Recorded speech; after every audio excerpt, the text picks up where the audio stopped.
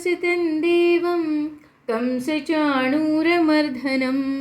देवकी परमानन्दं कृष्णं वन्दे जगद्गुरुं श्रीकृष्णं वन्दे जगद्गुरुं. ಪರಮಾತ್ಮ ನಮ್ಮನ್ನು ಕೈ ಹಿಡಿದು ನಡೆಸಿದಾಗ ಮಾತ್ರ ನಾವು ನಡೆಯೋದಕ್ಕೆ ಸಾಧ್ಯ. ಅಷ್ಟು ಮಾತ್ರ ಹೇಳ್ಬೋದು. ಏಕೆಂದರೆ ನಮ್ಮ ದೇಹದಲ್ಲಾಗಲಿ ಅಥವಾ ನಮ್ಮ ಮನಸ್ಸಿನಲ್ಲಾಗಲಿ ಚಲನೆ ಕೊಡೋನು ಅವನೇ. ಅಂದರೆ ಅವನು ಚಲನೆಯನ್ನು ಕೊಟ್ಟಾಗ ಮಾತ್ರ ಎಲ್ಲವೂ ಸಾಧ್ಯ ಅಂತ ಹೇಳ್ತಾ ಹೋಗ್ತಾರೆ. ಹೀಗೆ ಓದಿದಾಗ ಒಂದು ಸಾಲು ಓದಿದೆ. ಅದು ಎಷ್ಟು ಚೆನ್ನಾಗಿದೆ ಅಂದರೆ ನಮ್ಮೆಲ್ಲರ ಜೀವನದಲ್ಲಿ ಅಳವಡಿಸ್ಕೋಬೇಕಾಗಿದ್ದು ಅನ್ನಿಸ್ತು. ನಮ್ಮ ಬದುಕಿನಲ್ಲಿ ತುಂಬ ಸಮಸ್ಯೆಗಳಿದೆ ಅಲ್ವಾ. ಆದರೆ ಆ ಸಮಸ್ಯೆಗಳನ್ನು ಎದುರಿಸ್ಬೇಕು ಅಂತ ಎಲ್ಲರೂ ಹೇಳ್ತಾರೆ. ಆದರೆ ಎದುರಿಸೋದಕ್ಕಿಂತ ಮುಂಚೆ ನಾವು ಅದನ್ನು ಒಪ್ಪಿಕೊಳ್ಳೋ ಅಂಥ ಮನಸ್ಥಿತಿಯನ್ನು ಬೆಳೆಸ್ಕೋಬೇಕು. ನೋಡಿ, ಎಲ್ಲರೂ ಏನಂತಾರೆ, ಸಮಸ್ಯೆನ ಎದುರಿಸಿ. ಇಲ್ಲ, ಸಮಸ್ಯೆ ಎದುರಿಸೋದು ಸೆಕೆಂಡ್ ಸ್ಟೆಪ್ಪು. ಫಸ್ಟ್ ಸ್ಟೆಪ್ ಯಾವುದು ಗೊತ್ತಾ? ಅದನ್ನು ಒಪ್ಕೋಬೇಕು. ಅದು ಹೇಗಿದೆಯೋ ಹಾಗೆ ಒಪ್ಕೊಂಡಾಗ ಮಾತ್ರ ನಾವು ಆ ಪರಿಸ್ಥಿತಿಯನ್ನು ಎದುರಿಸುವ ಮನಸ್ಥಿತಿ ಬರುತ್ತೆ ಅಂತ ಹೇಳ್ತಾರೆ. ಎಷ್ಟು ಸುಂದರವಾದ ಸಾಲು, ಎಷ್ಟು ಅರ್ಥಗರ್ಭಿತವಾದ ಸಾಲು ಅಂತ ನಂಗೆ ಅನ್ನಿಸ್ತು. ಏಕೆಂದರೆ ಇವತ್ತು ಕೆಲವರ ಕಣ್ಣಲ್ಲಿ ನೀರು ನೋಡಿದೆ. ಮೇಡಮ್, ನಿಮಗೆ ಸಮಸ್ಯೆ ಇಲ್ವಾ? ಇಲ್ಲ, ನನಗೂ ಸಮಸ್ಯೆ ಇದೆ. ಸಮಸ್ಯೆ ಇಲ್ಲ ಅಂತ ಹೇಳಿದ್ರೆ ಅದು ತಪ್ಪಾಗತ್ತೆ. ಆದರೆ ಸಮಸ್ಯೆಗಳನ್ನು ಒಪ್ಕೊಂಡ್ಬಿಟ್ರೆ ಅದನ್ನು ಎದುರಿಸೋದಕ್ಕೆ ನಮ್ಮ ಮನಸ್ಸೇನಾಗ್ತಾ ಹೋಗುತ್ತೆ, ನಿರಾಳ ಆಗ್ತಾ ಹೋಗುತ್ತೆ. ಈ ಜೀವನ ಅನ್ನೋ ಕ್ವಶ್ಚನ್ ಪೇಪರ್ ಏನಿದೆ, ತುಂಬ ಜನ ಫೇಲ್ ಆಗ್ತೀವಿ. ಯಾಕೆ ಫೇಲ್ ಆಗ್ತೀವಪ್ಪ ಅಂತಂದರೆ, ನಾವು ಬೇರೆಯವರ ಆನ್ಸರ್ ಶೀಟ್ನ ನಾವು ಕಾಪಿ ಮಾಡೋದ್ರಿಂದ. ನಮ್ಮ ಆನ್ಸರ್ ಶೀಟಲ್ಲೇ, ಅಂದರೆ ಕ್ವಶ್ಚನ್ ಪೇಪರಲ್ಲಿ ಏನಿರುತ್ತೆ, ಪ್ರಶ್ನೆ ಬೇರೆ ಇರುತ್ತೆ. ಬೇರೆಯವರ ಕ್ವಶ್ಚನ್ ಪೇಪರಲ್ಲೇ ಪ್ರಶ್ನೆ ಬೇರೆ ಇರುತ್ತೆ. ನಾವು ಕಂಪೇರ್ ಮಾಡ್ತಾ ಹೋಗ್ತೀವಿ. ಕಂಪೇರ್ ಮಾಡ್ತಾ ಹೋದಾಗ ಏನಾಗುತ್ತೆ, ಆನ್ಸರ್ಸ್ ಎಲ್ಲ ತಪ್ಪಾಗ್ತಾ ಹೋಗುತ್ತೆ. ಉದಾಹರಣೆ, ನಮ್ಮ ಕ್ವಶ್ಚನ್ ಪೇಪರಲ್ಲಿ 2 into 5 ಅಂತ ಇರುತ್ತೆ. ಅದಕ್ಕೆ ಆನ್ಸರೇ ಬೇರೆ ಇರುತ್ತೆ. ನಾವೇನು ಮಾಡ್ತೀವಿ, ಬೇರೆಯವ್ರ ಕ್ವಶ್ಚನ್ ಪೇಪರಲ್ಲಿ 2 multiplied by 4 ಅಂತ ಏನೋ ಇರುತ್ತೆ ಅಂತ ಅಂದ್ಕೊಳ್ಳಿ. ವೆನ್ ವಿ ಆರ್ ಕಂಪೇರಿಂಗ್, ಅದು ಆನ್ಸರ್ನ ನಾವು ಬರೆಯೋಕ್ಕೆ ಹೋಗ್ತೀವಿ. ಆಗ ಕ್ವಶ್ಚನ್ ಪೇಪರ್ ಆನ್ಸರ್ ಶೀಟಲ್ಲಿ ಏನಾಗ್ತಾ ಹೋಗುತ್ತೆ, ತಪ್ಪಾಗ್ತಾ ಹೋಗುತ್ತೆ. ಹಾಗಾಗಿ ನಮ್ಮ ಸಮಸ್ಯೆಗಳು ಏನಿದೆ ಅದನ್ನು ಫಸ್ಟ್ ಒಪ್ಕೊಂಡ್ಬಿಟ್ರೆ ನಮಗೆ ಅದು ಸಮಸ್ಯೆ ಅಂತಲೇ ಅನಿಸಲ್ಲ. ಅದರ ಜೊತೆಗೆ ಮನಸ್ಸು ಅದಕ್ಕೆ ಸರಿ ಹೋದಾಗ ನಿಧಾನಕ್ಕೆ ಸಮಸ್ಯೆ ಎದುರಿಸುವ ದಾರಿ ಏನಿದೆ ನಮಗೆ ಅದು ಕಾಣ್ತಾ ಹೋಗುತ್ತೆ ಅಂತ ಹೇಳ್ತಾರೆ. ಅದನ್ನೇ ಇಲ್ಲಿ ಭಗವದ್ಗೀತೆಯಲ್ಲೂ ಇವತ್ತು ಕೃಷ್ಣ ಹೇಳ್ತಾ ಇರೋದು. ಅದಕ್ಕೋಸ್ಕರ ಇದೇ ಸಾಲಿಂದ ಇವತ್ತು ಪಾಠವನ್ನು ಶುರು ಮಾಡಿದೆ ಅಷ್ಟೇ. 50 ಶ್ಲೋಕಗಳ ಅರ್ಥವನ್ನು ತಿಳ್ಕೊಂಡ್ವಿ. ಇವತ್ತು 51ನೇ ಶ್ಲೋಕದ ಅರ್ಥವನ್ನು ತಿಳ್ಕೊಳ್ಳೋಣ. ಕರ್ಮಜಂ ಬುದ್ಧಿಯುಕ್ತ ಹಿ ಫಲಂ ತ್ಯಕ್ತ್ವ ಮಹೀಷಿತಂ ಅಂತ ಹೇಳ್ತಾ ಹೋಗ್ತಾರೆ. ಅಂದರೆ ಕರ್ಮಜಂ ಅಂತ ಅಂದರೆ ಕಾಮ್ಯ ಕರ್ಮಗಳಿಂದ ಉಂಟಾದ, ಬುದ್ಧಿಯುಕ್ತ ಭಕ್ತಿ ಸೇವೆಯಲ್ಲಿ ತೊಡಗಿದ, ಹಿ ಅಂತ ಅಂದರೆ ನಿಶ್ಚಿತವಾಗಿಯೂ, ಫಲಗಳನ್ನು ತ್ಯಕ್ತ್ವ ಅಂದರೆ ತ್ಯಜಿಸಿ, ಮಹಿಷಿಣ ಅಂತ ಅಂದರೆ ಮಹರ್ಷಿಗಳು ಅಥವಾ ಭಕ್ತರು ಅಂತ ಬರ್ತಾ ಹೋಗುತ್ತೆ. ಜನ್ಮಬಂಧ ಅಂತ ಅಂದರೆ ಜನನ ಮತ್ತು ಮರಣಗಳ ಬಂಧನದಿಂದ, ಮುಕ್ತರಾಗಿ ಪದಂ ಸ್ಥಾನವನ್ನು ಗಚ್ಚತಿ ತಲುಪುತ್ತಾರೆ, ಅನಾಮಯಂ ಕ್ಲೇಶರಹಿತವಾದ. ಅಂದರೆ ನಾವು ಯಾವಾಗಲೂ ಸಹ ಏನು ಮಾಡ್ತಾ ಇದ್ದೀವಪ್ಪ ಅಂತ ನಾವೇನಾದರೂ ನೋಡೋಕ್ಕೋದ್ರೆ, ಈಗ ಮನೆಯಲ್ಲಿ ಎಲ್ಲ ಥರದ ಮನಸ್ಥಿತಿಯ ಜನ ಇರ್ತಾರೆ ಅಲ್ವಾ. ಉದಾಹರಣೆ, ಒಬ್ಬ ಮಗಳಿಗೆ ಬೇಕು ಬೇಕು ಬೇಕು ಬೇಕು ಬೇಕು ಅನ್ನೋ ಆಸೆ ಇರುತ್ತೆ. ಇನ್ನೊಬ್ಳು ಮಗಳಿಗೆ, ಅಮ್ಮ ನೀನೇನು ಕೊಟ್ಟರೂ ಖುಷಿ ಆಗುತ್ತೆ ಅಮ್ಮ, ನಿನ್ನ ಇಷ್ಟ ಅಮ್ಮ, ನಿನಗೆ ಯಾವ್ದು ಸರಿ ಅನಿಸುತ್ತೋ ಅದು ಕೊಡುಮ್ಮ ಅಂತ ಹೇಳ್ತಿರ್ತಾಳೆ. ಯಾರು ತುಂಬ ಇಷ್ಟ ಆಗ್ತಾರೆ? ಅಮ್ಮ ಇದು ಬೇಡ ಅದೇ ಬೇಕು ಅಂತ ಡಿಮ್ಯಾಂಡ್ ಮಾಡೋ ಮಗಳ, ಅಥವಾ ಅಮ್ಮ ನೀನೇನು ಕೊಟ್ಟರೂ ಖುಷಿ ಆಗುತ್ತೆ ಅನ್ನೋ ಮಗಳ ಅಲ್ವಾ? ಒಬ್ವಿಯಸ್ಲಿ ಆನ್ಸರ್ ಏನಿರುತ್ತೆ? ಅಮ್ಮ ನೀನೇನು ಕೊಟ್ಟರು ಖುಷಿ, ಅಮ್ಮ ನೀನು ಸೆಲೆಕ್ಟ್ ಮಾಡೋದೆಲ್ಲ ಬೆಸ್ಟ್ ಐಟಮ್ ಇರುತ್ತಮ್ಮ ಅಂತ ಒಂದು ಮಗು ಹೇಳ್ತಿರುತ್ತಲ್ವಾ, ಆ ಮಗುನೇ ನಮ್ಮೆಲ್ರಿಗೂ ಇಷ್ಟ ಆಗ್ತಾಳೆ, ರೈಟ್? ಹಾಗಿರಬೇಕಾದ್ರೆ ನೀವು ಪ್ರತಿದಿನ ದೇವ್ರ ಹತ್ರ ನನಗೆ ಅದು ಬೇಕು, ಇದು ಬೇಕು, ಅದು ಕೊಡು, ಇದು ಕೊಡು ಅಂತ ಕೇಳ್ತಾ ಇದ್ದರೆ ಭಗವಂತನಿಗೆ ನೀವು ಹೇಗೆ ಇಷ್ಟ ಆಗೋದಕ್ಕೆ ಸಾಧ್ಯ? ನೋಡಿ, ನಾವು ಯಾಕೆ ಭಗವಂತನಿಗೆ ಇಷ್ಟ ಆಗಲ್ಲ ಅನ್ನೋದಕ್ಕೆ ಸೂಕ್ಷ್ಮವಾಗಿ ಹೇಳ್ತಾ ಇದ್ದಾನೆ. ನೀನು ಪ್ರತಿದಿನ ಕೇಳ್ತೀಯ ಅಲ್ವಾ, ಅದಕ್ಕೆ ನಿನ್ಗೆ ಯಾವುದೂ ಫಲ ಸಿಕ್ಕೇ ಇಲ್ಲ ಅಂತ. ತುಂಬ ಸೂಕ್ಷ್ಮ ವಿಚಾರ, ತುಂಬ ಸಿಂಪಲ್ ಆಗಿರೋ ವಿಚಾರ, ಆದರೆ ನಮಗದು ತಿಳಿದೇ ಇಲ್ಲ ಅಂತ ಅನ್ಬಹುದು. ಒಂದು ಸಲ, ಇವತ್ತು ಹನುಮ ಜಯಂತಿ ಅಲ್ವಾ? ಆ್ಯಕ್ಚುಲಿ ಹನುಮ ಜಯಂತಿ ಅಲ್ಲ, ಇವತ್ತು ಹನುಮದ್ ವ್ರತ ಅಂತ ಹೇಳ್ತಾರೆ. ಹನುಮದ್ ವ್ರತಕ್ಕೂ ಹನುಮ ಜಯಂತಿಗೂ ಏನು ವ್ಯತ್ಯಾಸ ಅಂದರೆ, ಒಂದು ಚಿಕ್ಕ ವ್ಯತ್ಯಾಸ. ಹನುಮ ಜಯಂತಿ ದಿನ ಹನುಮಂತ ಹುಟ್ಟಿದ ದಿನ. ಹನುಮದ್ ವ್ರತ ಅಂದರೆ ಇವತ್ತು ನಮ್ಮೆಲ್ಲರಿಗೂ ಗೊತ್ತಿರೋ ಹಾಗೆ ಕೆಂಪು ಸೇಬು ಅಂತ ಸೂರ್ಯನನ್ನು ನುಂಗೋದಿಕ್ಕೆ ಹೋದಂತಹ ಹನುಮನನ್ನು ನಮ್ಮ ಇಂದ್ರ ಏನು ಮಾಡ್ತಾನೆ, ಅವನ ವಜ್ರಾಯುಧದಿಂದ ಹೊಡೆದು ಬಿಡ್ತಾನೆ.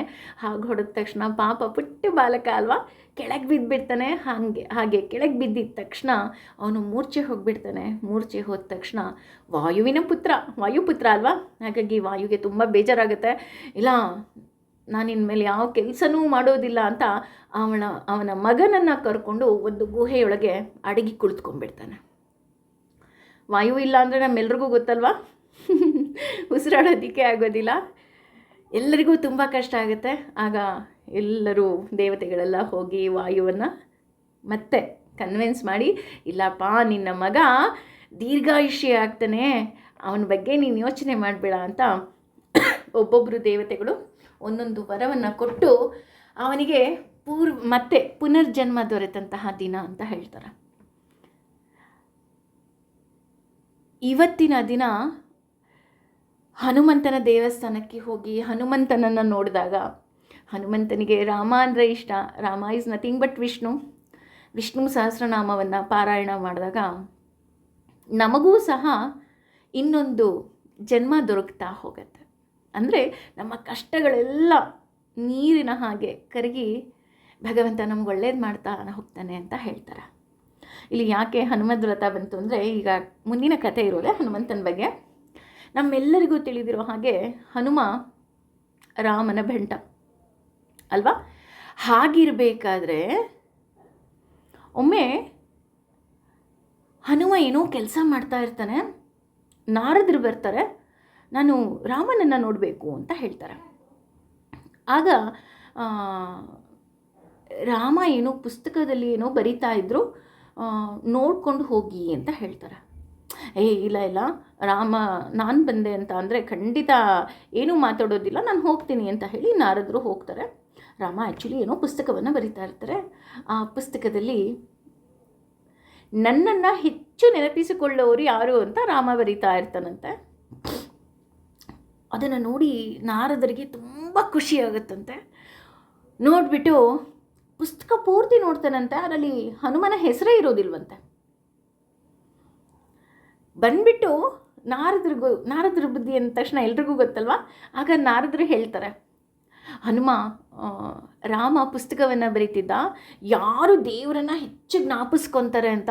ಅದರಲ್ಲಿ ಮೊದಲನೇ ಹೆಸರು ಇದ್ದಿದ್ದೆ ನಂದು ಗೊತ್ತಾ, ಆ ಪುಸ್ತಕದಲ್ಲಿ ನಿಮ್ಮ ಹೆಸರೇ ಇರಲಿಲ್ಲ. ಹನುಮ ಇದ್ದವನು ಹೌದಾ ಅಂತ ಅಂದ್ಬಿಟ್ಟು ಅವನ ಕೆಲಸವನ್ನು ಅವನು ಮಾಡ್ಕೊಂಡು ಹೋಗ್ತಾನೆ. ನೀವು ತಪ್ಪಾಗಿ ನೋಡಿದ್ರಿ ಅನಿಸುತ್ತೆ, ಭಗವಂತನ ಹತ್ರ ಇನ್ನೂ ಪುಸ್ತಕ ಇದೆ, ಬೇಕಾದ್ರೆ ಹೋಗಿ ನೋಡಿ ಅಂತ ಹೇಳ್ತಾರೆ. ಆಗ ಇನ್ನೊಂದು ಪುಸ್ತಕ ಇರುತ್ತೆ, ದೇವರು ಯಾವ ಭಕ್ತರನ್ನು ಹೆಚ್ಚಿಗೆ ಜ್ಞಾಪಿಸ್ಕೊತಾರೆ ಅನ್ಬೇಕಾದ್ರೆ ಅದರಲ್ಲಿ ಹನುಮನ ಹೆಸರು ಮೊದಲಿತ್ತಂತ. ಅದನ್ನು ನೋಡಿ ನಾರದರು ತುಂಬ ಪೆಚ್ಚಾಗಿ ಬಂದು ಹೇಳ್ತಾರೆ ಹನುಮನ ಹತ್ರ, ಹೌದು, ಯಾರು ದೇವರನ್ನು ಹೆಚ್ಚಾಗಿ ನೆನಪಿಸ್ಕೊಳ್ತಾರೆ ಅನ್ನೋದರಲ್ಲಿ ಮೊದಲ ಹೆಸರು ನನ್ನದಿದ್ರೆ, ದೇವರು ಯಾರು ನಿನ್ನನ್ನು ಹೆಚ್ಚು ಜ್ಞಾಪಿಸ್ಕೊಳ್ತಾರೆ ಅನ್ನೋದರಲ್ಲಿ ನಿನ್ನ ಹೆಸರೇ ಮೊದಲಿತ್ತು. ಇಲ್ಲಿ ಯಾಕೆ ಹನುಮನನ್ನು ಭಗವಂತ ಅಷ್ಟೊಂದು ಪ್ರೀತಿಸ್ತಾನಪ್ಪ ಅಂತ ಅಂದರೆ, ಅವನು ಯಾವತ್ತೂ ಭಗವಂತನ ಹತ್ರ ಏನೂ ಕೇಳೇ ಇಲ್ಲ.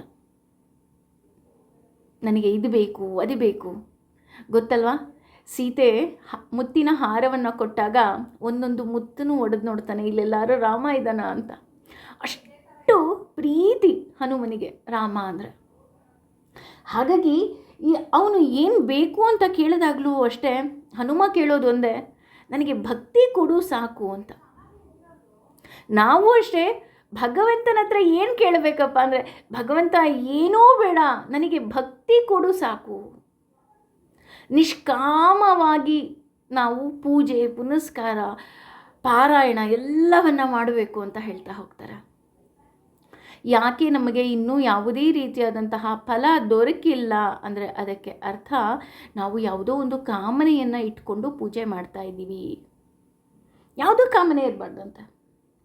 ಹಾಗಿದ್ದಾಗ ಭಗವಂತ ನಮ್ಮನ್ನು ತುಂಬ ಇಷ್ಟಪಡ್ತಾನೆ. ನೋಡಿ ಎಷ್ಟು ಅರ್ಥಗರ್ಭಿತವಾಗಿದೆ ಅಲ್ವಾ.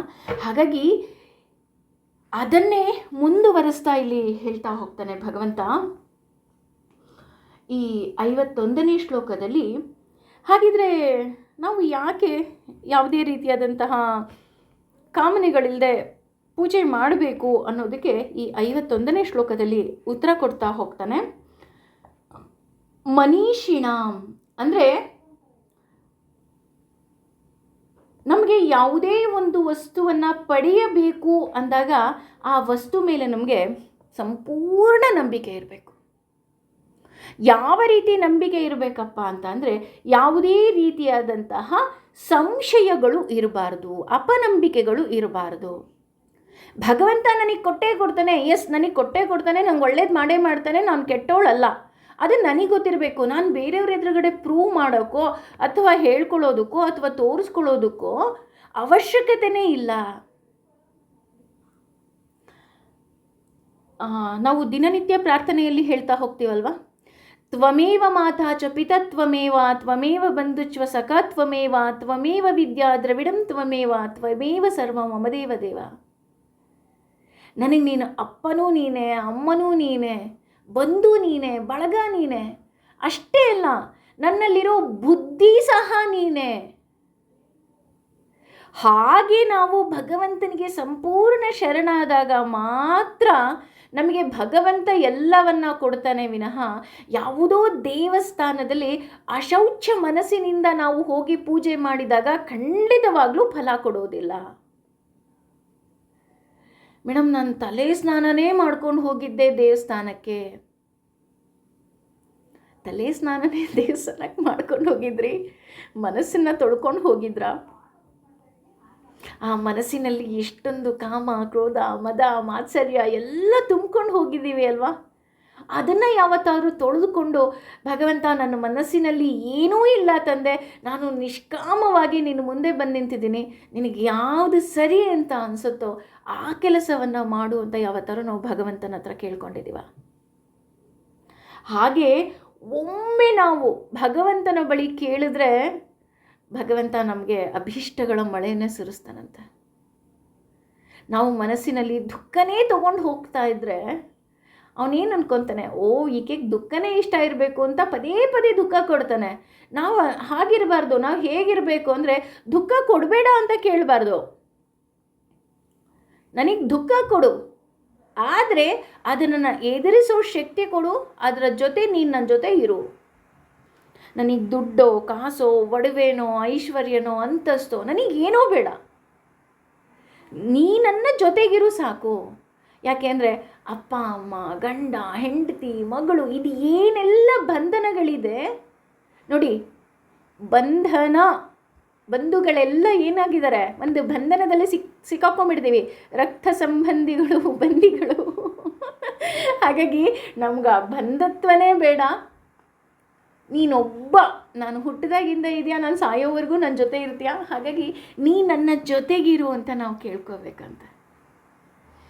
ಹಾಗೆಯೇ ಇಲ್ಲಿ ನಂಬಿಕೆ ಇದ್ದಾಗ ಏನಾಗುತ್ತಪ್ಪ, ಆ ರೀತಿ ನಂಬಿಕೆ ಇಟ್ಕೊಂಡು ನಮಗೆ ಪೂಜೆ ಪುನಸ್ಕಾರಗಳು ಮಾಡಿದ್ರೆ ನಮಗೆ ಏನು ದೊರಕುತ್ತೆ? ಅದನ್ನೇ 51ನೇ ಶ್ಲೋಕದ 2ನೇ ಸಾಲಿನಲ್ಲಿ ಹೇಳ್ತಾ ಇದ್ದಾನೆ, ವಿನಿರ್ಮುಕ್ತಾಹ ಅಂದರೆ ನಿನಗೆ ಮುಕ್ತಿ ಸಿಕ್ಕಿಬಿಡುತ್ತೆ ಅಂತ ಹೇಳ್ತಾ ಇದ್ದಾನೆ. ಮೋಕ್ಷ ಬೇಕಾ, ಮುಕ್ತಿ ಬೇಕಾ ಅಂದಾಗ, ಮೋಕ್ಷ ಅಂದರೆ ಈ ದೇಹದಿಂದ ನಮ್ಮ ಆತ್ಮ ಹೋಗುತ್ತೆ, ಮತ್ತೆ ಇನ್ನೊಂದು ಜನ್ಮಕ್ಕೆ ಪದೇ ಪದೇ ಹುಟ್ಟಿ ಬರುತ್ತೆ. ಆತ್ಮಕ್ಕೆ ಸಾವಿಲ್ಲ. ನಾವು ಭಗವಂತನ ಹತ್ರ ಮುಕ್ತಿ ಕೊಡು ಭಗವಂತ. ವಿನಿರ್ಮುಕ್ತಾಹ, ವಿನಿರ್ ಅಂತ ಅಂದರೆ ವಿ ಅಂತ ಅಂದರೆ ಮತ್ತೆ ಹುಟ್ಟೋದಿಲ್ಲ ನಾವು. ಅಂದರೆ ಭಗವಂತ ನನ್ನ ಈ ಆತ್ಮಕ್ಕೆ ಒಂದು ಮುಕ್ತಿಯನ್ನು ಕೊಡು, ನೀನು ಮತ್ತೆ ನನಗೆ ಹುಟ್ಟುವಂತೆ ಮಾಡಬೇಡ, ಸಾಕು. ನನ್ನಿಂದ ಏನೆಲ್ಲ ತಪ್ಪುಗಳಾಗಿದೆ ಈ ಜನ್ಮದಲ್ಲೇ ಎಲ್ಲ ಬಗೆಹರಿಸು. ಯಾವ್ಯಾವ ಸಾಲ ಇದೆಯೋ ನನಗೆ ಗೊತ್ತಿಲ್ಲ, ಯಾವ್ಯಾವ ಋಣಗಳಿದೆಯೋ ನನಗೆ ಗೊತ್ತಿಲ್ಲ, ಎಲ್ಲವನ್ನ ಬಗೆಹರಿಸಿ ನನಗೆ ಮುಕ್ತಿ ಕೊಟ್ಟುಬಿಡು ಭಗವಂತ, ನನಗೆ ಇನ್ನೊಂದು ಜನ್ಮವೇ ಬೇಡ. ಹಾಗಾಗಿ ನಾವು ನಿಷ್ಕಾಮವಾಗಿ ಏನೇ ಮಾಡಲಿ, ಸರ್ವಂ ಶ್ರೀ ಕೃಷ್ಣಾರ್ಪಣಮಸ್ತು. ಯಾರಾದರೂ ಹೊಗಳ್ತಾರ, ಸರ್ವಂ ಶ್ರೀ ಕೃಷ್ಣಾರ್ಪಣಮಸ್ತು. ಯಾರಾದರೂ ಬೈತಾರ, ಸರ್ವಂ ಶ್ರೀ ಕೃಷ್ಣಾರ್ಪಣಮಸ್ತು. ಯಾರು ನಮ್ಮ ಮೇಲೆ ಅಸೂಯೆ ಪಡ್ತಾರ, ಅದೂ ಕೃಷ್ಣಾರ್ಪಣಮಸ್ತು. ನಮಗೇನೋ ಬೇಡ. This is called detachment. ನಾವು ಸಮಾಜದಲ್ಲೇ ಇರಬೇಕು, ನಾವು ಕಾಡಿನಲ್ಲಿ ಹೋಗಿ ಒಬ್ಬರೇ ವಾಸ ಮಾಡೋಕ್ಕಾಗಲ್ಲ ಅಲ್ವಾ? ಯಾರಾದರೂ ಹೋಗಿ ವಾಸ ಮಾಡೋಕ್ಕಾಗತ್ತಾ ಒಬ್ಬರೇ? ಇಲ್ಲ, 1 ದಿನ 2 ದಿನ ಪಿಕ್ನಿಕ್ ಮಾಡ್ಕೊಂಬರ್ಬೋದು ಅಷ್ಟೇ. ಹಾಂ, ಆ ರೀತಿ ಪಿಕ್ನಿಕ್ ಮಾಡಬೇಕಾದ್ರೂ ನಮಗೆ ನಮ್ಮ ಫ್ರೆಂಡ್ಸ್ಗಳಾದರೂ ಇರಬೇಕು ಅಲ್ವಾ? ಹಾಗಾಗಿ ಎಲ್ಲರ ಜೊತೆ ಇರಲೇಬೇಕು. ಅಂಟಿಯೂ ಅಂಟದ ಹಾಗೆ ಇರುವುದು ಅಂದರೆ ಭಗವಂತನ ಹಾಗೆ ಇರಬೇಕು. ಯಾಕೆ ಅಂತಂದರೆ ಈ ನಿಷ್ಕಾಮವಾಗಿ ನಾವು ಈ ರೀತಿ ಪೂಜೆ ಪುನಸ್ಕಾರಗಳನ್ನು ಮಾಡೋದ್ರಿಂದ ನಮಗೆ ವಿನಿರ್ಮುಕ್ತ ಅಂತ ಹೇಳ್ತಿದ್ದಾರೆ, ಮುಕ್ತಿ ಸಿಗ್ತಾ ಹೋಗುತ್ತೆ.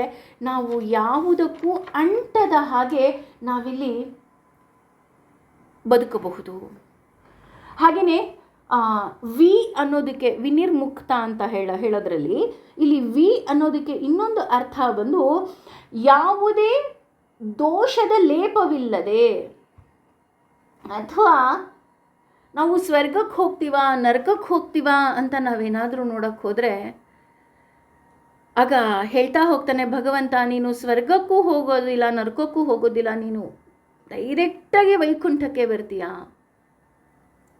ಯಾಕೆ ಇಲ್ಲಿ ಸ್ವರ್ಗಕ್ಕೂ ಹೋಗೋದಿಲ್ಲ ನರಕಕ್ಕೂ ಹೋಗೋದಿಲ್ಲ ವೈಕುಂಠಕ್ಕೆ ಹೋಗ್ತೀವಿ ಅನ್ನೋದಾದರೆ, ನಮ್ಮ ಈ ಆತ್ಮ ಮತ್ತು ಸ್ವರ್ಗ ಅಂತ ಅಂದರೆ ಸಂತೋಷ ನಾವೇನಿಲ್ಲ ಅನುಭವಿಸ್ತೀವೋ ಅದು, ಅಥವಾ ನರಕ ಅಂದರೆ ದುಃಖವನ್ನು ಅನುಭವಿಸ್ಬೇಕು, ಮತ್ತೆ ಅದಕ್ಕೆ ಜನ್ಮ ಇದೆ. ಆದರೆ ವೈಕುಂಠಕ್ಕೆ ಹೋದಾಗ, ಅಂದರೆ ವೈಕುಂಠ ಪದಿಯ ಚರಣಕ್ಕೆ ನಾವು ಸೇರಿದಾಗ ಮತ್ತೆ ನಮಗೆ ಹುಟ್ಟುವಂತಹ ಕಷ್ಟವೇ ಇಲ್ಲ. ಹಾಗಾಗಿ ನಿನಗೆ ಯಾವುದೇ ರೀತಿಯಾದಂತಹ ಆಸೆಗಳಿಲ್ಲದೆ ಯಾಕೆ ಪಾರಾಯಣ ಮಾಡ್ತೀರಾ ಅಂತ ಯಾರಾದರೂ ಕೇಳಿದ್ರೆ ನಾವು ಹೇಳಬೇಕು, ನಾವು ಪಾರಾಯಣ ಮಾಡಿದಾಗ ಭಗವಂತ ನನ್ನ ಪಕ್ಕ ಬಂದು ಕೂತ್ಕೊಂಡು ಕೇಳ್ತಾನೆ, ಅದಕ್ಕಿಂತ ಬೇರೆ ಫಲ ಬೇಕಾ? ಅದಕ್ಕೋಸ್ಕರ ಪಾರಾಯಣ ಮಾಡ್ತೀನಿ ಅನ್ಬೇಕು. ನನಗೇನೋ ಒಳ್ಳೆಯದಾಗುತ್ತೆ, ಫಲಶ್ರುತಿಲಿ ಹೇಳಿದ್ದಾರೆ ವೇದಾಂತಗೋ ಬ್ರಾಹ್ಮಣಸ್ಯ ಕ್ಷತ್ರಿಯೋ ವಿಜಯೀ ಭವೇತ್. ಅಲ್ಲ, ಅದಕ್ಕೆ ನಾವು ಪಾರಾಯಣ ಮಾಡಬಾರ್ದು. ನೀನು ಪಾರಾಯಣ ಮಾಡಿದ್ರೆ ಅದರಲ್ಲೂ ಒಳ್ಳೆಯ ಸುಮಧುರ ಕಂಠದಿಂದ ನೀನೇನಾದರೂ ಪಾರಾಯಣ ಮಾಡಿದ್ರೆ, ನೀನು ಪಾರಾಯಣ ಮಾಡುವ ಅಷ್ಟು ಹೊತ್ತು ಭಗವಂತ ನಿನ್ನ ಪಕ್ಕ ಬಂದು ಕೂತ್ಕೊಳ್ತಾನೆ. ಅದಕ್ಕಿಂತ ಪುಣ್ಯ ಬೇಕಾ? ಯೋಚನೆ ಮಾಡಿ. ಹಾಗಿರಬೇಕಾದ್ರೆ ಇವತ್ತು ಆಂಜನೇಯನಿಗೆ ರಾಮ ಅಂದರೆ ಇಷ್ಟ, ಅವನ ಮುಂದೆ ಹೋಗಿ ಪಾರಾಯಣ ಮಾಡ್ತಾರೆ ಅಂದರೆ ನಿಮ್ಮ ಕಷ್ಟಗಳನ್ನು ಭಗವಂತ ಅವನಾಗವನೇ ತಿಳ್ಕೊಂಡು ನಿವಾರಿಸೋದಿಲ್ವಾ? ನಾವು ಕೇಳೋ ಅವಶ್ಯಕತೆ ಇದೆಯಾ?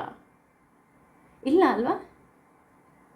ಹಾಗಾಗಿ ಮನಸ್ಸನ್ನು ನಮ್ಮ ಕೈಲಿ ಎಷ್ಟು ತೊಳೆದುಕೊಳ್ಳೋದಕ್ಕೆ ಸಾಧ್ಯವೋ ಅಷ್ಟು ಭಗವಂತನ ನಾಮಸ್ಮರಣೆಯಿಂದ ತೊಳ್ಕೋಬೇಕು.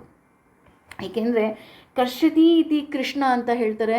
ನಾವು ಕೃಷ್ಣ ಅಂತ ಒಂದೇ ಒಂದು ಸಲ ಹೇಳಿದ್ರೆ ನಮ್ಮ ಕಿವಿಯಲ್ಲಿ ಬಂದು ಅವನು 2 ಸಲ ಹೇಳ್ತಾನೆ, 2 ಸಲ ಹೇಳಿದ್ರೆ ನಮ್ಮ ಮನಸ್ಸಿನಲ್ಲೇ ಕುತ್ಕೊಂಡ್ಬಿಡ್ತಾನೆ ಅಂತ ಹೇಳ್ತೀವಿ.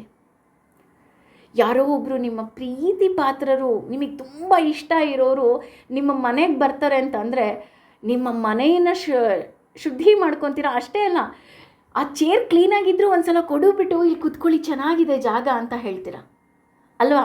ಹಾಗಿರಬೇಕಾದ್ರೆ ಕೃಷ್ಣ ನಿಮ್ಮ ಮನಸ್ಸಿನಲ್ಲಿ ಬಂದು ಕೂತ್ಕೊಳ್ತಾನೆ ಅಂದರೆ ಆ ಮನಸ್ಸನ್ನು ಇನ್ನೆಷ್ಟು ನಾವು ಶುದ್ಧಿ ಮಾಡ್ಕೋಬೋದು ಅಲ್ವಾ?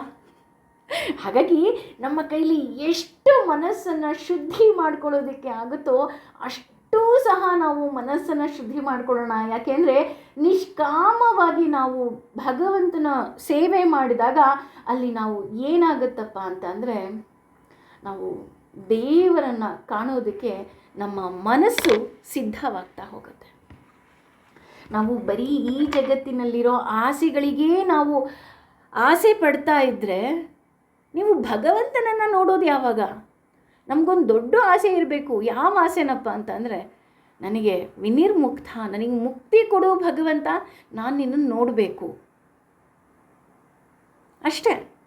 ನಮ್ಗೆ ಇನ್ನೊಂದು ಜನ್ಮವೇ ಬೇಡ. ಇನ್ನೊಂದು ಜನ್ಮ ಬಂದು ನಾನು ನಿನಗೆ ಈಗ ಏನೇನು ತಪ್ಪು ಮಾಡಿದ್ದೀನೋ ಅದನ್ನೆಲ್ಲ ಸರಿ ಮಾಡ್ಕೊತೀನಿ, ಬೇಡವೇ ಬೇಡ. ಇನ್ನೂ ಆಯಸ್ಸಿದೆ, ನಮಗೆ ಗೊತ್ತಿಲ್ಲ ಎಷ್ಟು ಆಯಸ್ಸಿದೆ ಅಂತ. ಈ ಇರುವ ಆಯಸ್ಸಲ್ಲೇ ಪ್ರತಿದಿನ ಪ್ರತಿ ಕ್ಷಣ ನಾವು ಇನ್ನಷ್ಟು ಮತ್ತಷ್ಟು ನಾವು ಭಗವಂತನನ್ನು ಸ್ಮರಿಸುತ್ತಾ ಭಗವಂತ ನಾವಿನ್ನೂ ಶುದ್ಧರಾಗ್ತೀವಿ. ನಮ್ಮ ಮನಸ್ಸನ್ನು ಇನ್ನಷ್ಟು ಶುದ್ಧ ಮಾಡಿಕೊಳ್ಳೋಣ. ಈ ಮನಸ್ಸು ಶುದ್ಧವಾಗೋದು ಬೇರೆಯವ್ರೊಳ್ಳೆದಕ್ಕಲ್ಲ, ನಮ್ಮೊಳ್ಳೆದಕ್ಕೆ. ಯಾಕೆ ಅಂತ ಅಂದರೆ ಅಲ್ಲಿ ನೀವು ಬೇಡದೇ ಇರೋ, ಈಗ ಒಂದು ಕ್ಲಾಸ್ನಲ್ಲಿ ಒಬ್ಬರು ಟೀಚರೇ ಹೇಳ್ತಾರೆ, ನಿಮಗೆ ಎಷ್ಟು ನೀವು ಜನನ್ನ ದ್ವೇಷಿಸ್ತೀರಾ ಅಷ್ಟು ಟೊಮ್ಯಾಟೊ ಹಣ್ಣುಗಳನ್ನು ತೊಗೊಂಬನ್ನಿ ಅಂತ. ಒಬ್ಬ 1 ತಂದರೆ, ಒಬ್ಬ 2 ತಂತಾನೆ, ಒಬ್ಬ 10 ತೊಗೊಂಬರ್ತಾನೆ. ಏನು ನೀನು ಇಷ್ಟೊಂದು ಜನನ್ನ ದ್ವೇಷಿಸ್ತೀಯೇನೋ ಅಂತ ಅಂದರೆ, ಹೌದು ನಮ್ಮಮ್ಮ ಬೈತಾರೆ ಅದಕ್ಕೆ ನಮ್ಮ ಅಮ್ಮಂಗೆ ಒಂದು ಟೊಮ್ಯಾಟೊ, ನಮ್ಮ ಅಪ್ಪಂಗೆ ಒಂದು ಟೊಮ್ಯಾಟೊ, ನನ್ನ ಅಣ್ಣ ಬೈದ, ನಮ್ಮ ಪಕ್ಕದ ಮನೆಯವರು ಬೈದರು ಅಂತ ಅವನೊಂದಷ್ಟು ಟೊಮ್ಯಾಟೊ ತೊಗೊಂಬಂದಿರ್ತಾನೆ. ಅವ್ರ ಟೀಚರ್ ಏನು ಮಾಡ್ತಾರೆ, ಪ್ರತಿದಿನ when you are coming to school ನೀವು ಇದನ್ನು ತೊಗೊಂಬರ್ಬೇಕು ಅಂತ ಹೇಳ್ತಾರೆ. 1 ದಿನ ತರಕ್ಕೆ ಮಕ್ಳಿಗೆ ಖುಷಿ, 2 ದಿನ ತರಕ್ಕೆ ಖುಷಿ, 3 ದಿನ ತರಕ್ಕೆ ಖುಷಿ. 1 ವಾರ ಆದಮೇಲೆ ಏನಾಗ್ತಾ ಹೋಗುತ್ತೆ, ಟೊಮ್ಯಾಟೊ ಹಣ್ಣುಗಳು ಕೊಳಿತಾ ಹೋಗುತ್ತೆ, ಬ್ಯಾಗ್ ವಾಸನೆ ಬರಲಿಕ್ಕೆ ಶುರು ಆಗುತ್ತೆ. 15 ದಿನ ಆದಮೇಲಂತೂ ಕ್ಲಾಸ್ ರೂಮಲ್ಲೆಲ್ಲ ಮೂಗು ಮುಚ್ಕೊಂಡು ಕೂತ್ಕೊಳ್ಳೋಕೆ ಶುರು ಮಾಡ್ತಾರೆ. ಆಗ ಟೀಚರ್ ಹೇಳ್ತಾರೆ, ಟೀಚರ್ ನಮ್ಮ ಕೈಯಲ್ಲಿ ಆಗ್ತಾನೇ ಇಲ್ಲ, ದಯವಿಟ್ಟು ಈ ವಾಸನೆಯಿಂದ ನಮಗೆ ಮುಕ್ತಿ ಕೊಡಿಸಿ. ಆಗ ಟೀಚರ್ ಹೇಳ್ತಾರೆ, ನೀನು ನೋಡು, ನೀನು 10 ಟೊಮ್ಯಾಟೊ ಕೊಳ್ತು ಹೋಗಿರೋದನ್ನು ನಿನಗೆ ಇಟ್ಕೊಳ್ಳೋದಿಕ್ಕೆ ಆಗ್ತಾ ಇಲ್ಲ. ಅದು ಎಷ್ಟು ದಿನ? 15 ದಿನ. ಹಾಗಿರಬೇಕಾದ್ರೆ ವರ್ಷಾನುಗಟ್ಟಲೆಯಿಂದ ನಿನ್ನ ಮನಸ್ಸಿನಲ್ಲಿ ಯಾರ ಮೇಲೋ ದ್ವೇಷ ಇಟ್ಕೊಂಡಿದೆಯಲ್ಲ, ಅದು ಕೊಳಿತಾ ಇಲ್ವಾ ಅಂತ. ಟೊಮ್ಯಾಟೊ ಹಣ್ಣು ತುಂಬ ಚಿಕ್ಕ ಎಕ್ಸಾಂಪಲ್. ಈಗ ನಾವೇ ನಮ್ಮ ಮನಸ್ಸನ್ನು ಹೇಳಿದ್ವಲ್ಲ, ಕೃಷ್ಣ ಬರ್ತಾನೆ, ಅವನು ಜ್ಞಾನದ ದೀಪ ಹಚ್ತಾನೆ ಅಂದಾಗ ನಮಗೆ ಗೊತ್ತಿರಲಿಲ್ಲ, ಮನಸ್ಸಲ್ಲಿ ಕತ್ತಲೆ ಇತ್ತು.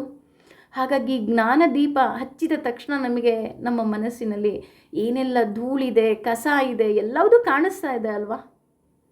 ಅದನ್ನು ಶುದ್ಧಿ ಮಾಡ್ಕೊಳ್ಳೋ ಅಂಥ ಕೆಲಸ ಮಾಡಬೇಕು ಅಂತ ಹೇಳ್ತಾ ಹೋಗ್ತಾನೆ.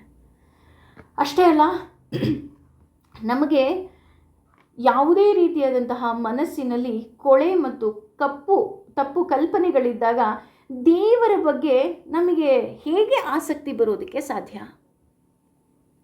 ಪ್ರತಿದಿನ ನೀವು ಇನ್ಯಾರನ್ನೋ ದ್ವೇಷಿಸ್ತೀರಾ ಅಥವಾ ಈ ಬಂಧನದಲ್ಲೇ ನೀನು ಸಿಲುಕಿ ಹಾಕ್ಕೊಳ್ತಾ ಇದ್ದರೆ ನಿನಗೆ ದೇವರ ಬಗ್ಗೆ ಹೇಗೆ ಆಸಕ್ತಿ ಬರೋದಕ್ಕೆ ಸಾಧ್ಯ? ದೇವರ ಬಗ್ಗೆ ಹೇಗೆ ಪ್ರೀತಿ ಬರೋದಕ್ಕೆ ಸಾಧ್ಯ? ನೀನು ಈಗ ಭಗವಂತನನ್ನು ಪ್ರೀತಿಸಬೇಕು, ಭಗವಂತ ನಿನಗೆ ಮುಕ್ತಿಯನ್ನು ಕೊಡಬೇಕು ಅಂದಾಗ ನೀನು ಭಗವಂತನನ್ನು ಪ್ರೀತಿಸಬೇಕು. ನಿನಗೆ ಭಗವಂತನ ಪ್ರೀತಿಸೋದಕ್ಕೆ ಟೈಮೇ ಇಲ್ವಲ್ಲ ಇಲ್ಲಿ. ಬರೀ ರಾಗ, ದ್ವೇಷ, ಮೋಹ ಇದನ್ನೇ ತುಂಬಿಕೊಂಡಾಗ ನಿನಗೆ ಪಾಪ ಟೈಮ್ ಎಲ್ಲಿದೆ? ಇದು ನಮಗೆ ಕೃಷ್ಣ ತುಂಬ ಪ್ರೀತಿಯಿಂದ ಹೇಳ್ತಾ ಇದ್ದಾನೆ ಅಂತ ಅನಿಸ್ತಿದೆ. ಅವನು ಪ್ರೀತಿಯಿಂದ ಹೇಳ್ತಾ ಇಲ್ಲ ರೀ. ಬುದ್ಧಿ ಇರೋರಿಗೆ ಚಾವಟಿ ಏಟು ಅಂತ ಹೇಳ್ತಾರೆ. ಆ ರೀತಿ ಒಂದೊಂದು ಚಾವಟಿ ಏಟನ್ನು ನಮಗೆ ಕೊಡ್ತಾ ಇದ್ದಾನೆ. ನೀನು ನನಗೆ ಪ್ರೀತಿಸ್ತಾ ಇದೆಯಾ? ನಾನು ನಿನ್ನನ್ನು ಪ್ರೀತಿಸ್ಬೇಕಾ? ಅಂದರೆ ಪ್ರೀತಿಸ್ಬೇಕಾ ಅಂದರೆ ಈಸ್ ನಥಿಂಗ್ ಬಟ್ ನಾನು ನಿನಗೆ ಒಳ್ಳೇದು ಮಾಡಬೇಕು ಅಂದಾಗ ನಿನಗೆ ಎಲ್ಲಿ ಟೈಮ್ ಇದೆ ನನ್ನ ಬಗ್ಗೆ ಯೋಚನೆ ಮಾಡೋದಕ್ಕೆ ಅಲ್ವಾ? ಏನು ಮಾಡಬೇಕು ನಾವು? ಆ ಎಲ್ಲವದನ್ನು ಬಿಟ್ಟು ಹಾಕಿ ನಾವು ಯಾವಾಗ ನಮಗೆ ಕಷ್ಟಗಳೆಲ್ಲ ಬರುತ್ತೆ, ಜೀವನದಲ್ಲಿ ಕಷ್ಟ ಎಲ್ರಿಗೂ ಇರುತ್ತೆ. ಹಾಗಾಗಿ ಆ ಕಷ್ಟಗಳನ್ನು, ಆ ದುಃಖಗಳನ್ನು ಏನು ಮಾಡಬೇಕು? ಭಗವಂತ ನೀನು ಖುಷಿಯಾಗಿ ಪರಿವರ್ತಿಸು. ಖುಷಿಯಾಗಿ ಪರಿವರ್ತಿಸು ಅಂತಲೂ ಕೇಳೋ ಅವಶ್ಯಕತೆ ಇಲ್ಲ. ನಾನು ಆಗಲೇ ಹೇಳಿದ್ನಲ್ಲ, ತರಗತಿ ಮೊದಲಿಗೆ ಹೇಳಿದೆ, ನಾವು ಅದನ್ನು ಒಪ್ಕೊಂಡಾಗ ನಮಗದು ಕಷ್ಟ ಅಂತಲೇ ಅನಿಸೋದಿಲ್ಲ. ಈಗ ಉದಾಹರಣೆ, ಕಾಗೆ ಕಪ್ಪಗಿದೆ. ಕಾಗೆ ಕಪ್ಪಗಿದೆ ಅಂತ ಅದನ್ನು ನಾವು ಒಪ್ಕೊಳ್ಳೋಣ, ವಾದಿಸೋದು. ಆಗ ಒಪ್ಕೊಂಡಾಗ ಏನಾಗುತ್ತೆ? ನಮಗೆ ಬೇಜಾರಾಗಲ್ಲ. ಹಾಗೆಯೇ ನಮ್ಮ ಮನಸ್ಸಿನ ಕಲ್ಮಶಗಳೇನಾಗ್ತಾ ಹೋಗುತ್ತೆ? ತೊಳಿತಾ ಹೋಗ್ತೀವಿ. ಆ ರೀತಿ ತೊಳೆದಾಗ ಒಬ್ಬ ಮನುಷ್ಯನ ಮೇಲೆ ನಾವು ಯಾವತ್ತೂ ನಂಬಿಕೆ ಇಡಬಾರ್ದು. ಅದು ಯಾರೇ ಆಗಬಾರ್ದು, ಯಾರಾದರೂ ಆಗ್ಬೋದು. ಯಾಕೆ ಅಂದರೆ ಎಲ್ಲರೂ ಸಹ ಟೈಮ್ ಬೀಯಿಂಗ್. ಇಬ್ಬರು ಫ್ರೆಂಡ್ಸ್ ಹೋಗ್ತಾ ಇರ್ತಾರೆ ಎಲ್ಲಿಗೋ. ಅಯ್ಯೋ ನನಗೆ ತುಂಬ ಭಯ ಕಣ್ರಿ, ನೀವಿದ್ದೀರಾ ಅಂತ ಜೊತೆಗೆ ಬರ್ತಾ ಇದ್ದೀನಿ. ಅವ್ರು ಹೇಳ್ತಾರೆ, ಇಲ್ಲ ಕಣ್ರಿ ನನಗೂ ಭಯ, ನೀವಿದ್ದೀರಾ ಅಂತ ಜೊತೆಗೆ ಬರ್ತಾ ಇದ್ದೀನಿ. ನೋಡಿ, ಇಬ್ರಿಗೂ ಭಯ ಇದೆ, ಅವರಿಗೆ ಆ ವಿಷಯದ ಬಗ್ಗೆ ಮಾಹಿತಿನೇ ಇಲ್ಲ, ಆದರೂ ಸಹ ಜೊತೆಗಿದ್ದೀವಿ ಅಂತ ಹೋಗ್ತೀವಿ ಸ್ವಲ್ಪ ದೂರ ಅಥವಾ ಯಾವುದೋ ಒಂದು ಪ್ರೋಗ್ರಾಮ್ಗೆ. ಹಾಗಿರಬೇಕಾದ್ರೆ ನಾವು ಭಗವಂತನನ್ನು ಸಂಪೂರ್ಣವಾಗಿ ನಂಬಿದಾಗ ನಮಗೆ ಭಗವಂತ ಹೇಗೆ ಕೈ ಬಿಡೋದಕ್ಕೆ ಸಾಧ್ಯ? ಭಗವಂತ ನಮಗೆ ಕಷ್ಟಗಳು ಕೊಡೋದು ಅದು ಶಿಕ್ಷಣ ಅಂತ ಹೇಳ್ತಾ ಹೋಗ್ತಾರೆ. ಉದಾಹರಣೆ, ರಾಘವೇಂದ್ರ ಸ್ವಾಮಿಗಳ ಜೀವನ ಚರಿತ್ರೆ ನೀವೆಲ್ಲ ಕೇಳಿದ್ದೀರಾ, ನೋಡಿದ್ದೀರಾ, ಕೊನೆ ಪಕ್ಷ ಫಿಲಮಲ್ಲಾದರೂ ನೀವು ನೋಡಿರ್ತೀರ ಅಲ್ವಾ? ಅವ್ರಿಗೆ ಎಷ್ಟು ಕಷ್ಟಗಳು ಬಂತು, ಬಹಳ ಕಷ್ಟ ಬಂತು. ಮನೆಯಲ್ಲಿ ಏಕಾದಶಿ ಅಂತ ಮಠಕ್ಕೆ ಹೋದರೆ ಮಠದಲ್ಲೂ ಏಕಾದಶಿ ಇರುತ್ತೆ. ಎಷ್ಟೋ ದಿನ ಅವರು ಊಟ ಮಾಡಿರೋದಿಲ್ಲ. ಗಂಧ ತೇಯುವಂತಹ ಕೆಲಸಗಳು ಕೊಡ್ತಾರೆ. ಹೆಜ್ಜೆ ಹೆಜ್ಜೆಗೆ ಅವರನ್ನು ಅವಮಾನ ಮಾಡ್ತಾರೆ. ಅವರ ಜೀವನ ಚರಿತ್ರೆ ನೋಡಿದಾಗ ಹೌದಾ, ಇವ್ರಿಗೆ ಜನ ಇಷ್ಟೊಂದು ನೋವು ಕೊಟ್ಟಿದ್ರಾ ಅಂತ ನಾವು ಒಂದು ಕ್ಷಣ ಆಶ್ಚರ್ಯವಾಗುತ್ತೆ. ಆ ರೀತಿ ಆಶ್ಚರ್ಯವಾದರೂ ಸಹ ಆ ಎಲ್ಲ ಕಷ್ಟಗಳನ್ನು ನಾರಾಯಣ, ಕೃಷ್ಣ ಅಂತ ಹೇಳಿ ಎಲ್ಲವನ್ನು ಸ್ವೀಕಾರ ಮಾಡ್ತಿದ್ರು ಅಲ್ವಾ?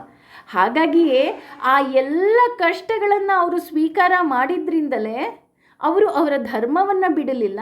ಹಾಗಾಗಿ ಕೃಷ್ಣ ಅವರನ್ನು ಪ್ರೀತಿಸ್ದ.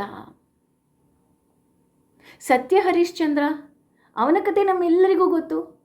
ಹೆಜ್ಜೆ ಹೆಜ್ಜೆಗೆ ನೋವನ್ನು ಅನುಭವಿಸ್ತಾನೆ, ಆದರೂ ಅವನ ಧರ್ಮವನ್ನು ಬಿಟ್ನ? ಇಲ್ಲ. ನವಕೋಟಿ ನಾರಾಯಣ, ಹಣನೇ ಎಲ್ಲ ಅಂತ ತಿಳಿದವ ಕೊನೆಗೆ ಗೊತ್ತಾಗುತ್ತೆ ಹಣದಲ್ಲಿ ಏನೂ ಇಲ್ಲ, ನಾರಾಯಣನ ನಾಮಸ್ಮರಣೆಯಲ್ಲಿ ಎಲ್ಲ ಇದೆ ಅಂತ.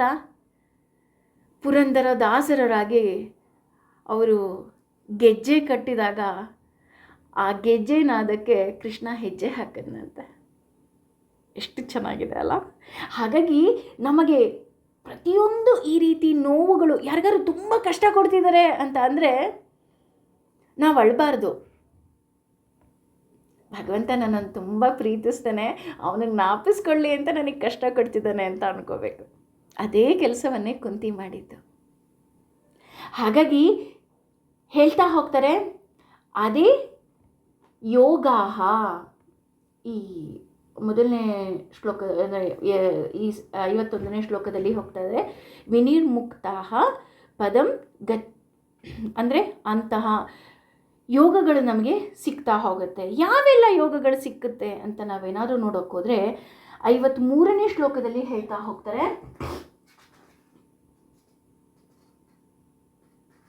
ಸಾರಿ 52ನೇ ಶ್ಲೋಕದಲ್ಲಿ ಹೇಳ್ತಾ ಹೋಗ್ತಾರೆ,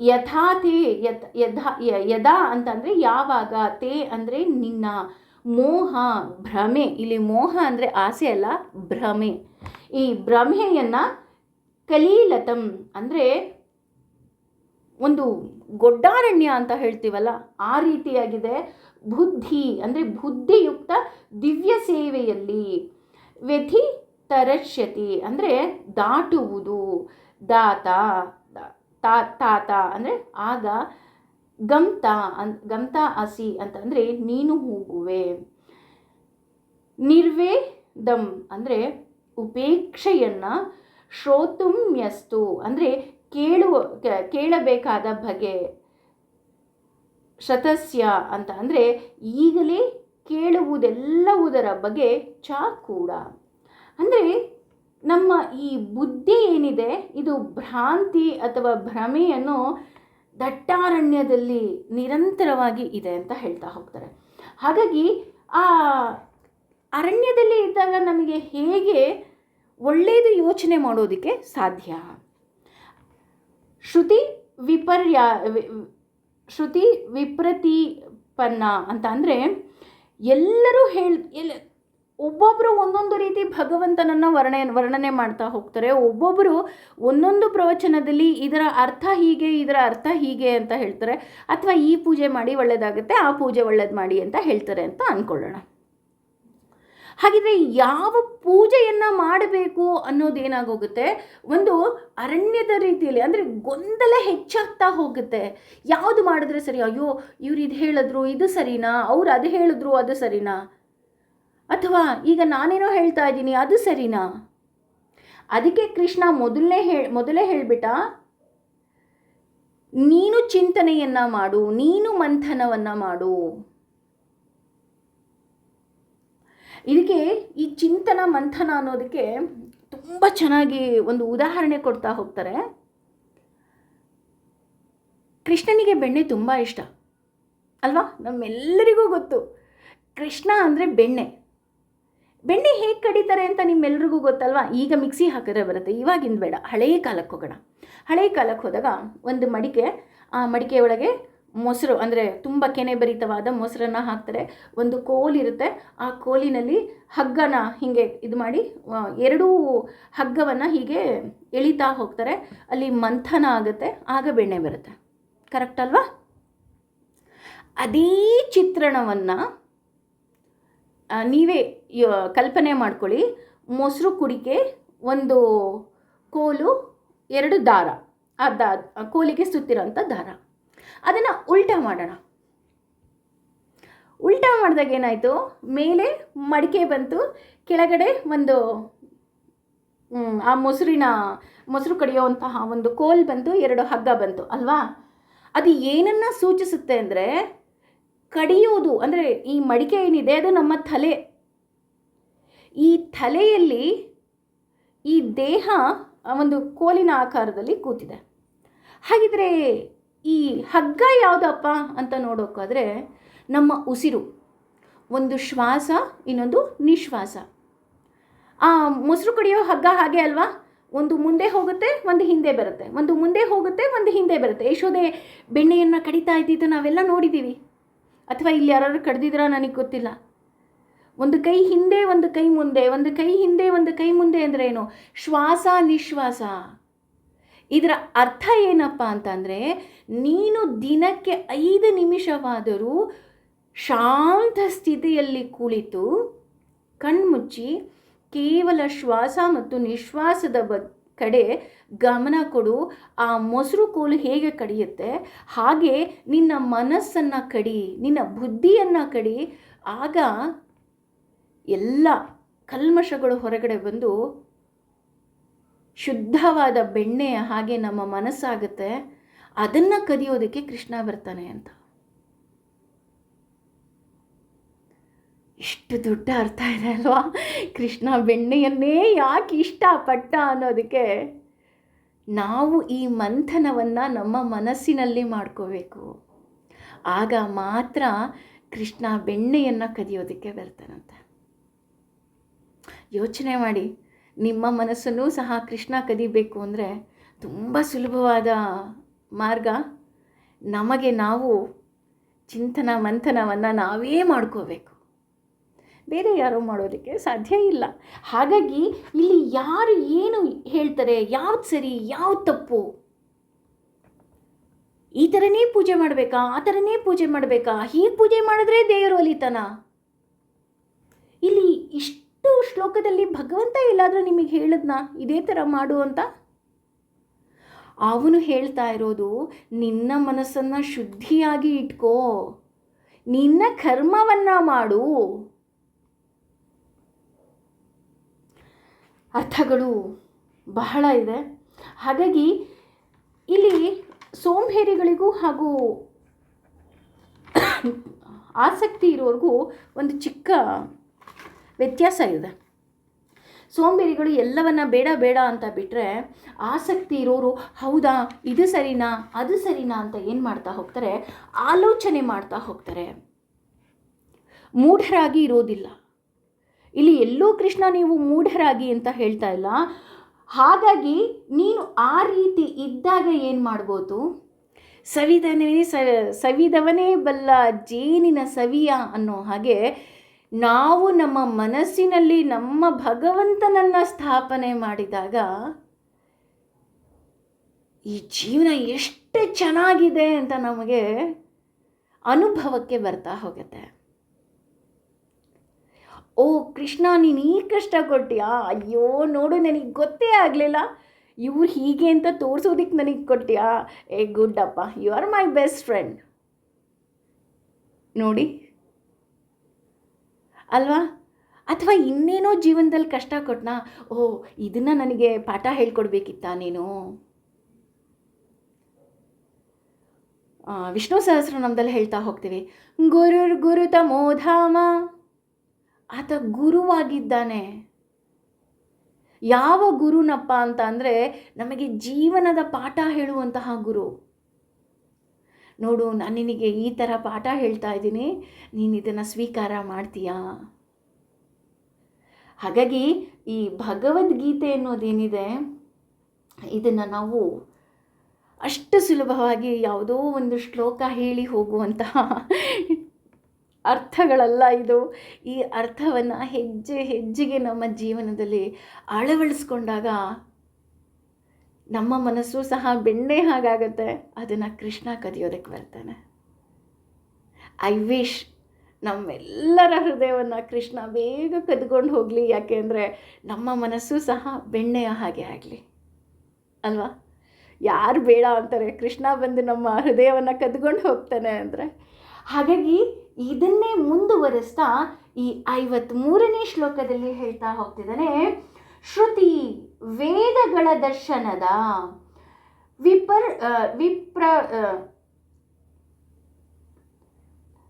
ಅಂದರೆ ಕಾಮ್ಯ ಕರ್ಮ ಫಲಗಳಿಂದ ಪ್ರಭಾವಿತರಾದ, ತೇ ಅಂದರೆ ನಿನ್ನ, ಯಥಾ ಯಾವಾಗ, ಸ್ವಶ್ರುತಿ ಅಂದರೆ ಉಳಿಯುತ್ತದೆ, ನಿಶ್ಚಲ ಅಚಲವಾಗಿ, ಸಾಮಾಧ್ಯವು ಅಂದರೆ ದಿವ್ಯ ಪ್ರಜೆಗಳಲ್ಲಿ ಅಥವಾ ಕೃಷ್ಣನ ಭಕ್ತರಲ್ಲಿ ಅಚಲ ನಿಶ್ಚಲವಾದ ಬುದ್ಧಿಯು ತಥಾ ಆಗ ಯೋಗಾನ ಅಂದರೆ ಆತ್ಮ ಸಾಕ್ಷಾತ್ಕಾರವನ್ನು ಅವ್ಯಕ್ತ ಅಂದರೆ ಹೊಂದುತ್ತಾ ಹೋಗುತ್ತೆ ಅಂತ ಹೇಳ್ತಾ ಹೋಗುತ್ತೆ. ಈ 53ನೇ ಶ್ಲೋಕಕ್ಕೆ ನಾನು ಆಗಲೇ ಹೇಳಿದ ಹಾಗೆ 53ನೇ ಶ್ಲೋಕದಲ್ಲಿ ನಾವು ನಮ್ಮ ಮನಸ್ಸನ್ನು ಬೆಣ್ಣೆ ಕಡಿಯುವಂತಹ ಒಂದು ಮಡಿಕೆಯನ್ನು ಮಾಡಿಕೊಂಡು ನಾವು ಶ್ವಾಸ ಮತ್ತು ನಿಶ್ವಾಸದ ಸ್ಥಿತಿಯಲ್ಲಿ ಭಗವಂತನಿಗೆ ನಮ್ಮ ಚಿಂತನಗಳ ಮಂಥನವನ್ನು ಮಾಡಿ ನಾವು ಒಳ್ಳೆಯದನ್ನು ಪಡೆದಾಗ ಭಗವಂತ ಇಲ್ಲಿ ನಮ್ಮ ಹೃದಯವನ್ನು ಕದೀತಾನೆ. ಈ ಕದ್ದ ಹೃದಯವನ್ನು ಹೇಗಿರ್ತಾರಪ್ಪ ಅವರು ಅನ್ನೋದಕ್ಕೆ ಇಲ್ಲಿ ಉದಾಹರಣೆ ಕೊಡ್ತಾ ಇದ್ದಾರೆ. ಇದಕ್ಕೆ ಉದಾಹರಣೆ ನಿಜವಾಗಿಯೂ ಸಹ ರಾಘವೇಂದ್ರ ಸ್ವಾಮಿಗಳೇ. ಯಾಕೆ ಅಂತ ಅಂದರೆ, ಪ್ರಹ್ಲಾದನಾಗಿ ಬಂದಾಗಲೂ ಸಹ ಅವರು ನಿನಗೆ ಏನು ಬೇಕು ಅಂದಾಗ, ಭಗವಂತ ನನಗೇನೂ ಬೇಡ, ನಿನ್ನ ಭಕ್ತಿ ಕೊಡು ಅಂತ ಕೇಳಿದ್ರು. ಹಾಗೆಯೇ ಮಾನವ ರೂಪಿಯಾಗಿ ಬಂದು ರಾಘವೇಂದ್ರ ಸ್ವಾಮಿಗಳಾದಾಗಲೂ ಅಷ್ಟೇ, ನಿನಗೇನು ಬೇಕು ಅಂದರೆ ನನಗೇನೂ ಬೇಡ, ನಿನ್ನ ಎಲ್ಲ ಭಕ್ತರ ಕಷ್ಟಗಳನ್ನು ನೆರವೇರಿಸು ತಂದೆ ಅಂತ ಕೇಳಿದ್ರು. ಹಾಗಾಗಿ ನಾವು ರಾಯರ ಬಳಿ ಹೋಗಿ ನಾವು ಏನೇ ಕೇಳಿದ್ರೂ ಸಹ ರಾಯರು ಕೊಡ್ತಾ ಬರ್ತಾರೆ. ಯಾಕೆ ಅಂತ ಅಂದರೆ, ಅವರಿಗೆ ಈ ನಿನ್ನೆ ಪಾಠದಲ್ಲಿ ಹೇಳ್ತಾ ಇದ್ವಲ್ಲ, ಐಚ್ಛಿಕ ಸುಖಗಳು ಬೇಡ, ಹಾಗಾಗಿ ಐಚ್ಛಿಕ ಸುಖ ಕೇಳಿದ್ರೂ ಕೊಡ್ತಾರೆ. ಹಾಗೆಯೇ ನಿಷ್ಕಾಮವಾಗಿ ನಾವು ಕೇಳಿದ್ರೂ ಸಹ ಭಗವಂತನನ್ನು ತೋರಿಸುವಂಥ ದಾರಿ ದೀಪವಾಗಿ ಅವರು ನಮ್ಮ ಮುಂದೆ ನಿಂತ್ಕೊಂಡಿದ್ದಾರೆ. ಅವರೇ ಒಂದು ಕಡೆ ಬರಿತಾ ಹೋಗ್ತಾರೆ, ನಾವು ಕಣ್ಮುಚ್ಚಿ ಅಂದರೆ ನಾವು ಭಗವಂತನನ್ನು ನೋಡಬೇಕು ಅಂದಾಗ ನಾವು ಕಣ್ಮುಚ್ಚಿ ನಮ್ಮ ಮನಸ್ಸನ್ನು ಭಗವಂತನಿಗೆ ಅರ್ಪಿಸಿದಾಗ ಭಗವಂತ ನಮಗೆ ಕಾಣ್ತಾ ಹೋಗ್ತಾನಂತೆ. ಅದು ಯಾವಾಗ ಸಾಧ್ಯ ಅಂತ ಅಂದರೆ, ನಾವು ಸಂಪೂರ್ಣ ಶರಣಾದಾಗ. ಅವರ ಮನಸ್ಥಿತಿ ಹೇಗಿರುತ್ತೆ ಅನ್ನೋದಕ್ಕೆ ಹೇಳ್ತಾ ಹೋಗ್ತಾರೆ. ಅವರ ಕಿವಿಯ ಬಳಿ ನಗಾರೆ ಬಾರಿಸಿದ್ರೂ ಸಹ ಅವರಿಗೇನೂ ಎಫೆಕ್ಟ್ ಆಗೋದೇ ಇಲ್ಲವಂತೆ. ಅವರು ಇಲ್ಲ, ಭಗವಂತನನ್ನು ನಾನು ನೋಡ್ತಾ ಇದ್ದೀನಿ, ಅದೇ ನನಗೆ ಸಾಕು ಅಂತ ಕೇಳ್ತಾರಂತೆ.